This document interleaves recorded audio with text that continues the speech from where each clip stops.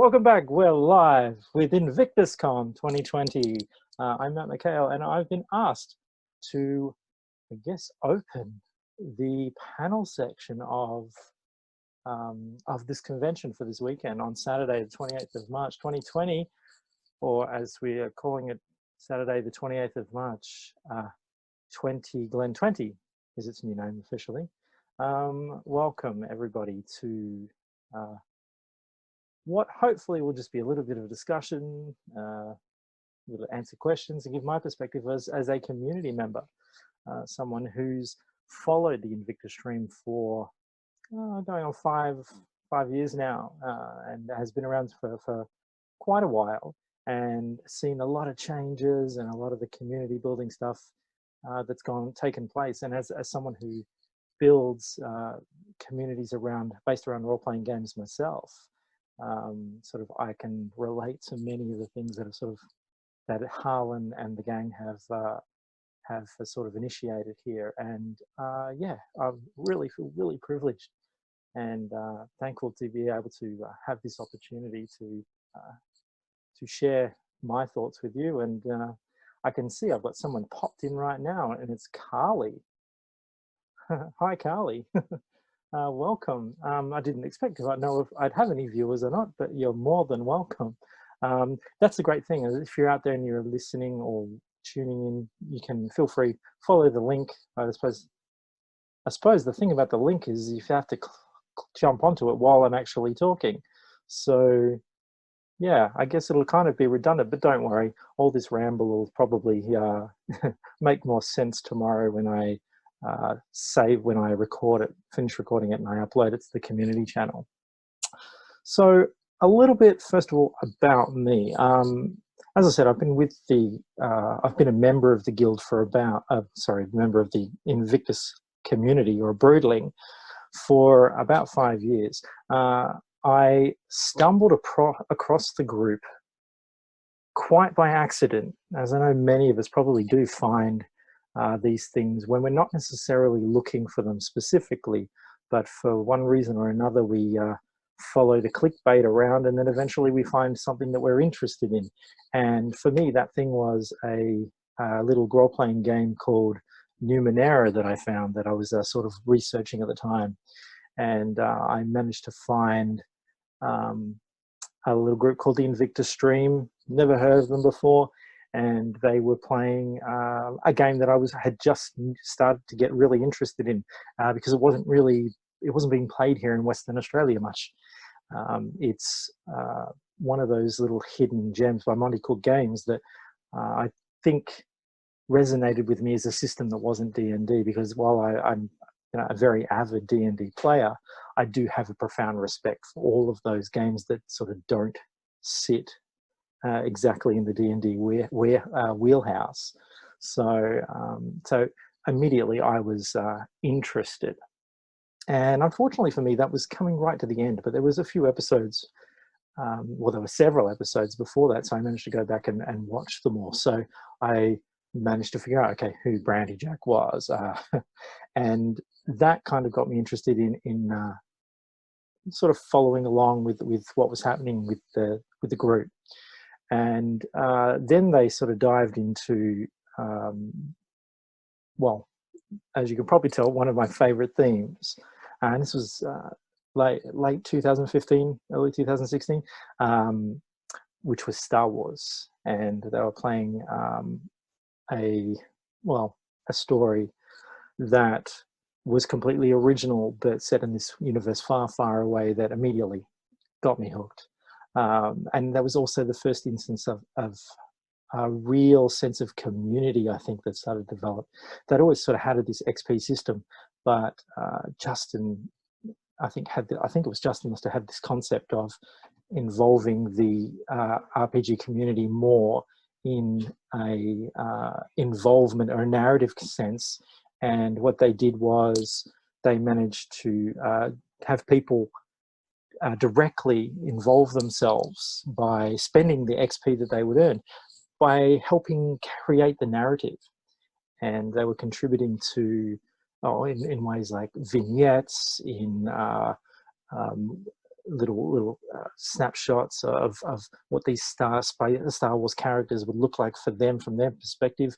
It inspired me to do a little bit of writing and stuff like that, and contribute. And for this, you got rewarded with your XP, but then you got to spend that in game, which was a fantastic thing, because immediately I wasn't just passively sitting back and watching the game or the show. I was involved as a participant, and I felt that the decisions I was being able to make were impactful. They had meaning. And I think you can keep your critical roles, to be honest, because they don't have the level of audience or membership engagement that the Invictus stream has. So that's one of those things that that immediately has strengthened my relationship with the Invictus stream. There are a few other things I'll go into in a little bit, but that was the main one for me, is that knowing that this is something that I could participate in, even though I'm not the one actually physically playing the game. I was being involved in having the opportunity to be involved in the game. And for me, that was community building right there. That was inspiring people to have a sense of belonging and to have some ownership of the games that was being played. I followed that pretty closely with The Strange, which a cipher system game, which right to this very day is my favorite. It was my favorite game. It was my first introduction to, I think, Harlan's brother Alex, who played a phenomenal character. I thought I really sort of gelled with the setting and the system, and I think it's one of the best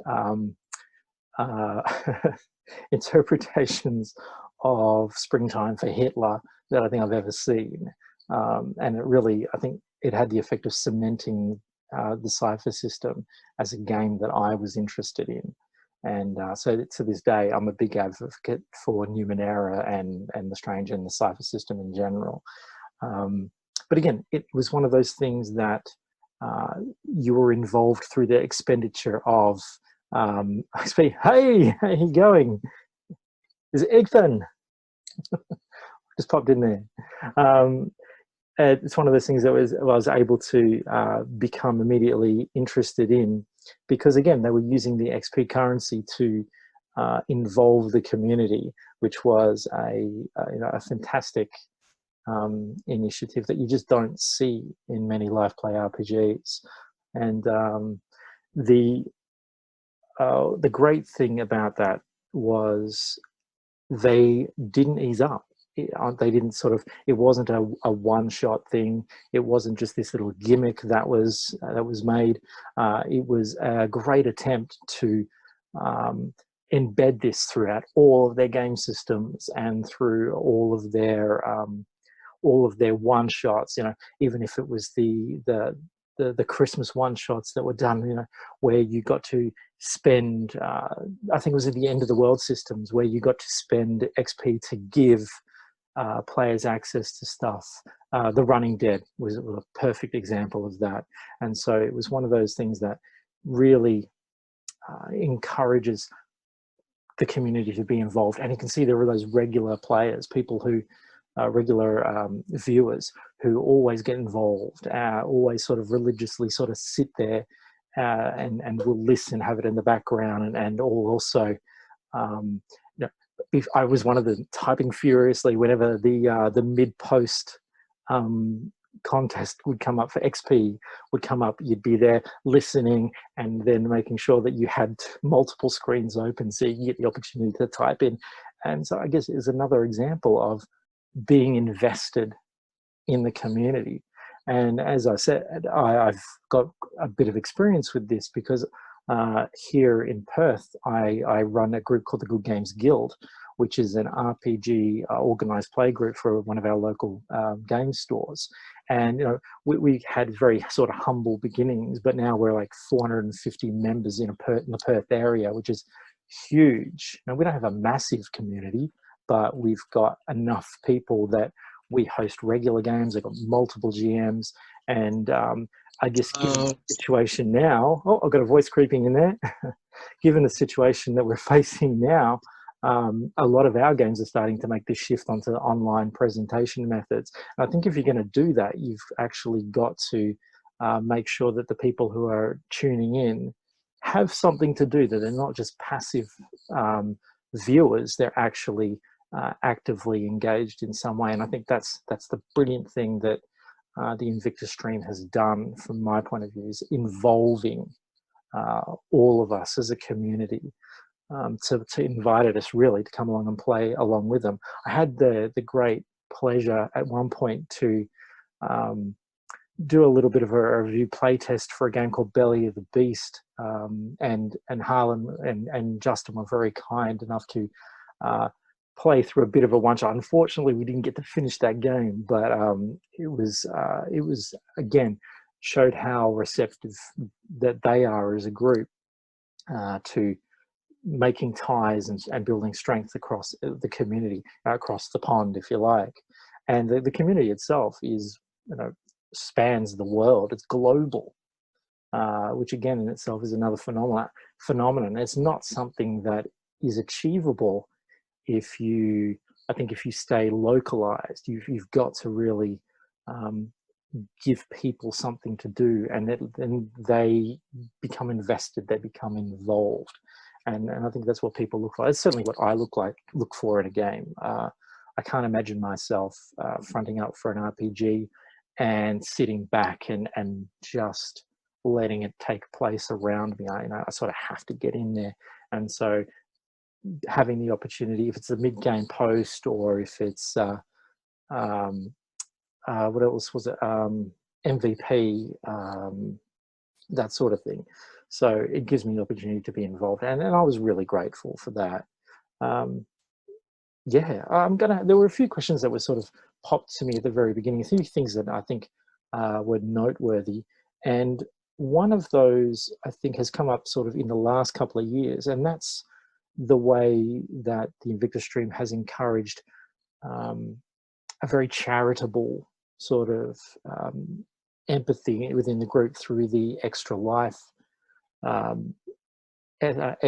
sort of campaign that they ran, raising money for that very well-deserving group, and being able to present. And this is a very big, difficult ask. I mean, the first one was 24 hours, and I've done that, been there myself, and it is not easy. And I think what happens is once you do it, you either get addicted to it and you want to keep doing it, or you get to this sort of thing with, 24 hours actually means maybe 12 hours, and then it's like 6 hours. But to their credit, they managed to do three things. That was entertain the community, get the community involved, and raise money for a very important cause. So I think they keep doing or having a go at that sort of activity. And again, it's going to cement the Invictus stream in the community as a force for positive affirmative action, so that they're able to raise the money that for people that are in need, and entertain the rest of it at the same time.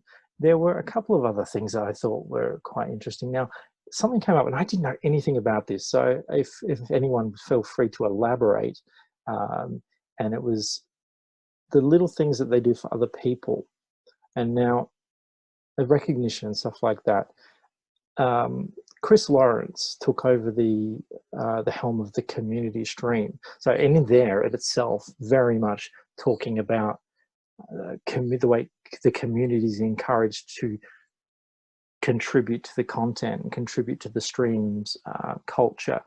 And you've got Chris running games through that. I know Bob Lyle was involved, and I know Mckail and a few others. The Lanes were involved. So there's a lot of people who are very much regular regular offenders, if you like, for many of these things. And I think that having the community stream aspect is another way that it shows that the Invictus stream respect and hold their viewership, their fan base in higher regard. because we're giving us the opportunity to put back into the game. And I guess that's why I'm doing this as well, because I've been following it, a fan for a while, for a long time, and having the opportunity to put back in and say thanks to them for this opportunity is very important to me going forward. The great, I keep saying the great things. There are many, many great things about the Invictus stream that I think are worthy of note. They have managed to stay fresh and interesting throughout this entire time. They've definitely reinvented themselves a number of times in little things that have sort of popped up. And as you know, people have come and gone as they do. It happens in every sort of everything, but they've managed to stay true to one aspect in particular, and that's following or delivering a engrossing and in-depth narrative, you know. And I think the Invictus stream has always been very much about the storytelling over the mechanics, you know. And that very much, that's something that's very much close to my own style of play. When I run a game, I try not to let the mechanics get in the way of a good story, and that's important because it helps with the flow and it helps with the buy-in point for the viewer and for the players as well. If you are buying into the story, then you're not so worried about the little mechanical things that happen or that go wrong. You can always clarify that sort of stuff later. Rule 101 of being a GM is come to an agreement about a rule and move on. And I think there's one thing that they definitely do. Don't stop and just dwell about, okay, what's the particular of this, the flanking, you know, what's the rule with that? They won't stop, and they'll just move on and continue to deliver the narrative. I've got to remember to stop and drink from time to time. Peppermint tea, good for your voice, that's for sure. Let's see. Oh, a lot of little things have popped up that are very different. And again, something else that you sort of see around the place with streaming live games and things like that that are not necessarily RPGs, but they might be digital content. Harlan is very big on his streaming evenings where he's playing a game, and he might be playing it by himself or with Joe or Justin or whoever. And one of those which was very novel was XCOM. Now, XCOM, if you don't know, I've got the board game version of it somewhere, is a Earth is being invaded sort of scenario, and XCOM 2, the follow-up, was being played by Harlan at the time, and he again made the conscious decision to involve the community in the game, in the decision-making process, by turning all of his squad mates into members of the Invictus stream community. And I don't know how many times he did it, but I remember watching hour after hour of B squad and C squad and A squad going off to fight these aliens, and they had familiar names and familiar faces. And I got a real kick out of that because it was it was a game that I liked, and being done by someone that I respected, and I found myself, you know, being right involved in that as well. And you know, sense of humor is a very important thing, and you know, Harlan's got that in bucketfuls. So that was a sort of special moment for me.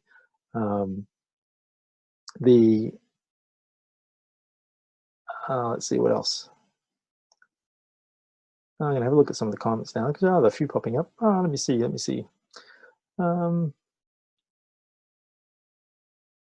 Chris, oh yeah. I think it was a big contentious issue. I know there was a discussion at the time about the Star Wars RPG and how was Justin going to regret giving such power of attorney to the players.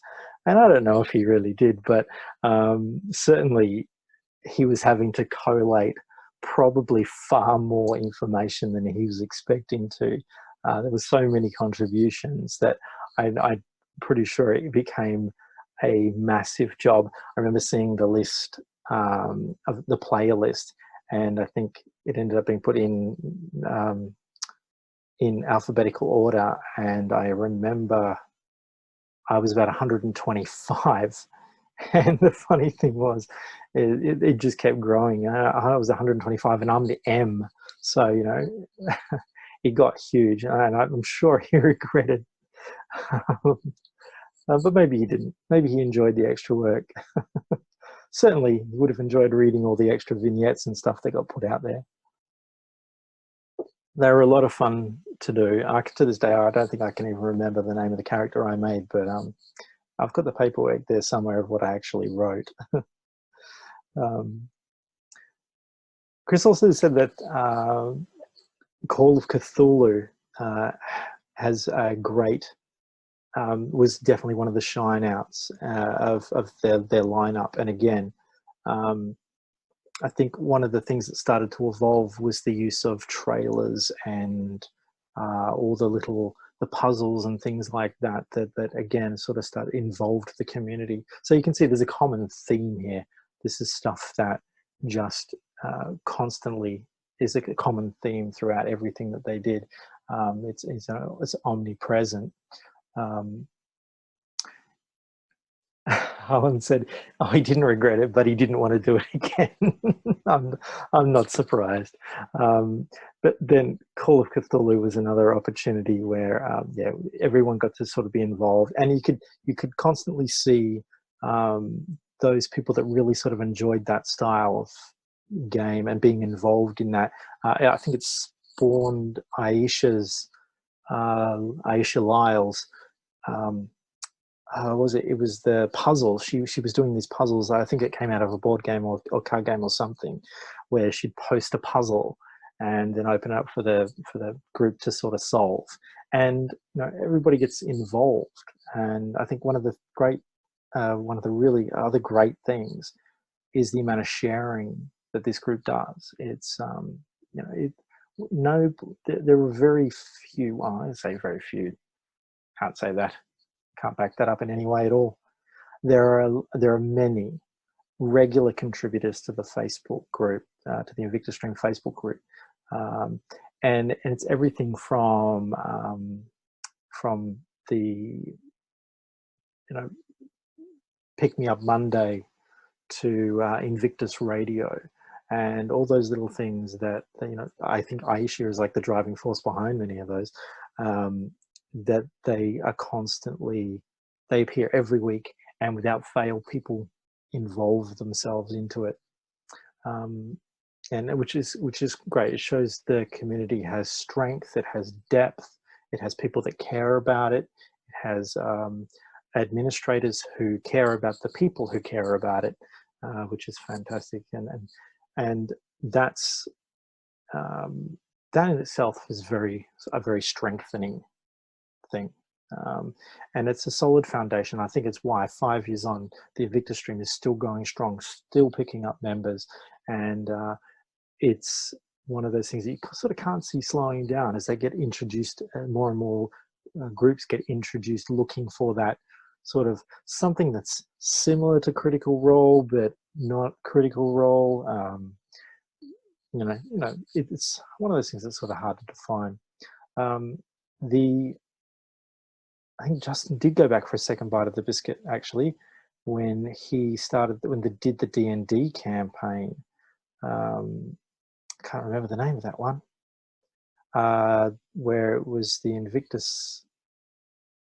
We were all in the army. That's right, we were all enlisted, and we again had to write backstories and things like that, and a lot of there was a lot of, I think, Marvin Tanner. Marvin Tanner, he's the glove guy, if you don't know him. Just crazy in itself. He had this crazy little gnome or halfling. Yeah, I think it was a halfling rogue that sat on the shoulder of my character, or used my character as like a meat shield for some of those games, which, you know, I don't know. I didn't know Marvin Tanner. I had no idea about him at all. But then I guess that's the commonality of the group. You know, the united under a single cause sort of thing. It didn't matter. We were there to enjoy a game together, and we both contributed to that narrative by, you know, Marvin having his character fight off from my back at one point. I can remember that where we're describing, and all we were doing was describing a fight on paper, or in the chat. And yeah, I think we were describing actions for each other, and then you'd take that and you'd run with it. And again, I think that was Justin's creation. So a fantastic way, again, of involving the common thread. It happens constantly. Let's see what else. What else have we got here? Oh yes, Marvin.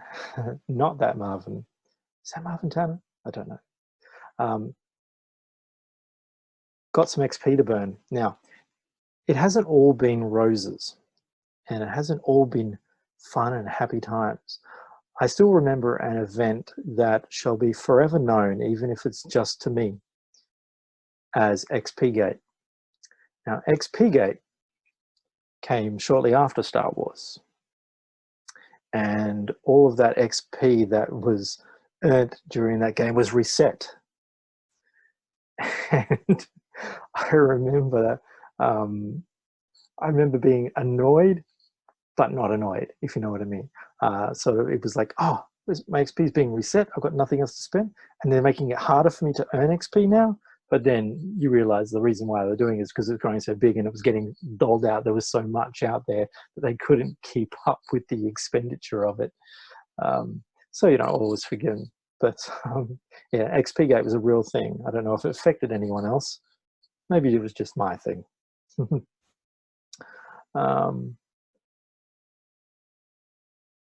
Let's see. I'm sorry if people are having audio issues. I didn't sort of check into that. I know it was working because I streamed with my group last night. I hope it's okay. Worst comes to worst, I am recording it myself. So I will put it up on the community page. Yeah, so I hope, yeah, I didn't think to check to see that was okay. I see a few people, I see others saying it was all right. Yeah, oops, sorry about that. Chapters of the Undefeated, thank you very much. The Undefeated. That was Carly. Thank you, Carly. I appreciate that. Because we were the undefeated. I didn't get to finish all that game, so I guess I remain undefeated. Cheers to me.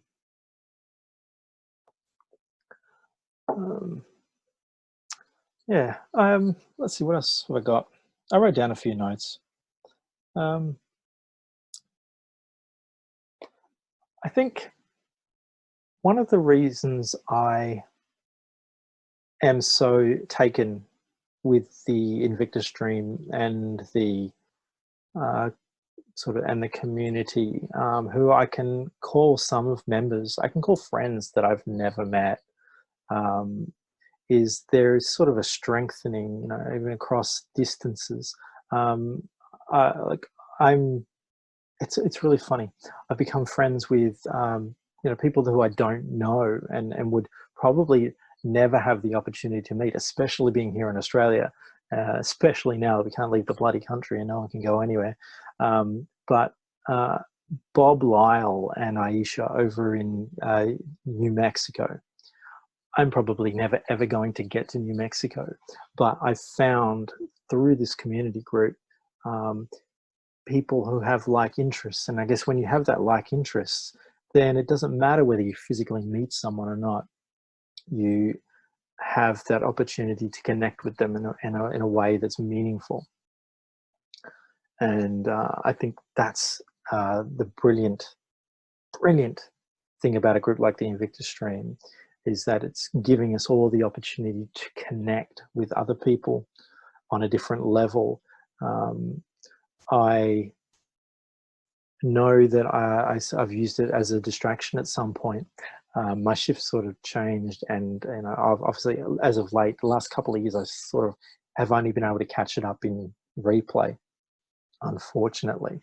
But it was when I did have it at the right time, I was able to sort of listen in, tune in, and send secret messages back to various players, or be involved in my own way, in my own time.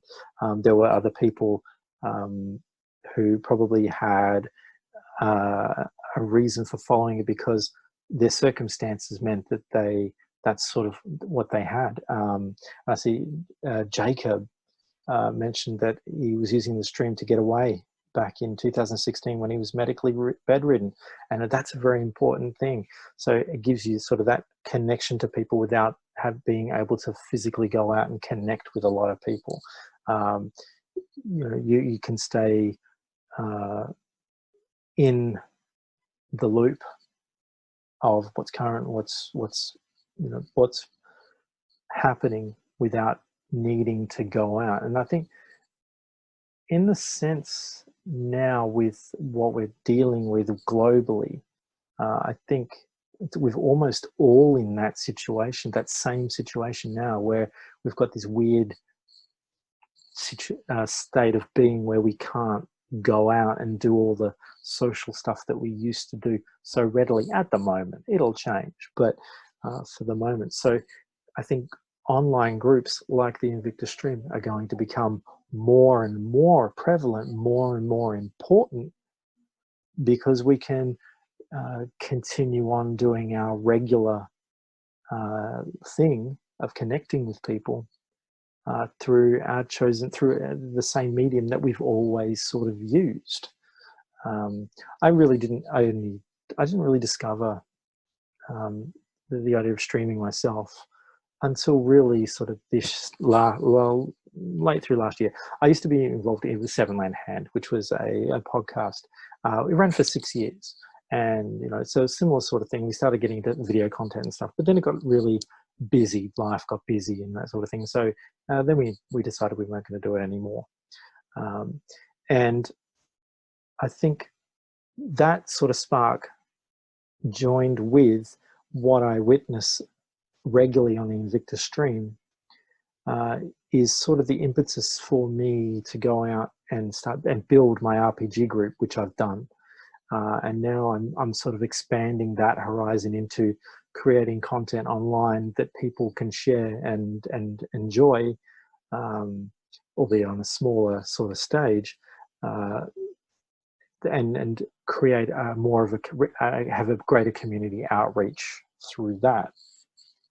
So I think in this instance, I'm using the Invictus Stream as an opportunity to inspire me to go out and do things. And I think that Harlan and Justin and Joe and Chris would be exceptionally happy to hear that what they're doing is that they're inspiring people to go out, to play more games, to create the content that they'd like to see, and to be socially active and community minded, civically minded, I guess we'd call it from time to time, and sort of be global citizens that we all can all be. And I think it's very encouraging, very important that we maintain these sorts of things, especially in times like as we're in right now. I think this more and more stands out like an Invictus Stream appreciation, which is, I guess, is what it is.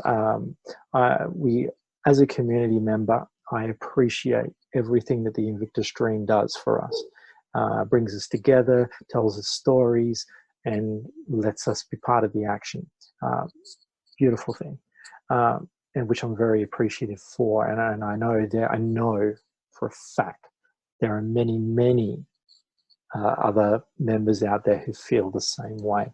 So, so on behalf of the Invictus Stream community, Broodlings, as we call, as I don't even know where that name came from, but thank you to the Invictus Stream community for, to the Invictus Stream for being there and for helping to create and foster a community. And thank you very much to the Invictus Stream community for being so embracing and being able to come together over this common interest, common shared interest, and for the love of these people that are in front of us that we've mostly probably never met.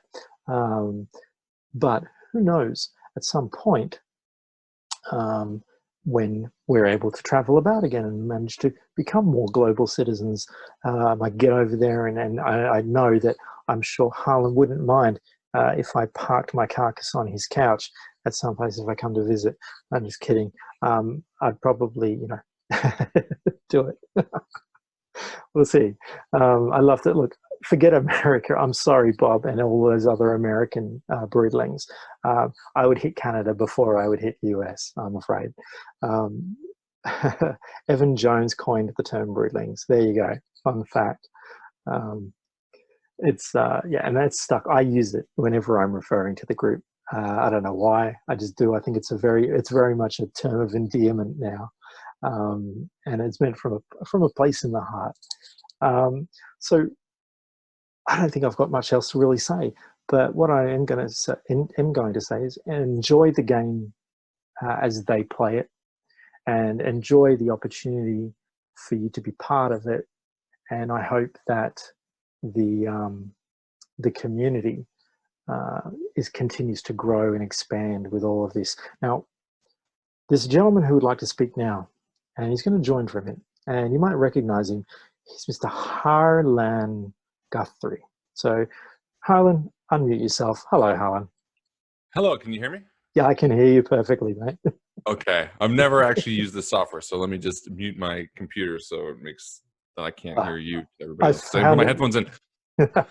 I found it works really well.